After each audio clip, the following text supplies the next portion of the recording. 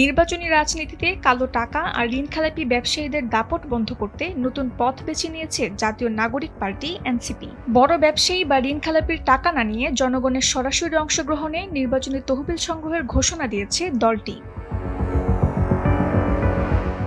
১৯ জানুয়ারি এক সংবাদ সম্মেলনে দলটির নির্বাচন পরিচালনা কমিটির চেয়ারম্যান আসিফ মাহমুদ এই ঘোষণা দেন।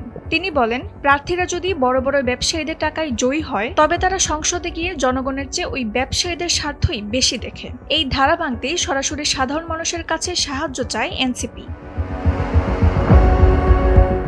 তাদের দলের প্রার্থীদের অধিকাংশই তরুণ পেশাজীবী ও শিক্ষার্থী। তাদের কারো কোটি কোটি টাকার ঋণ নেই বিদেশে বাড়ি বা অন্য দেশের নাগরিকত্ব।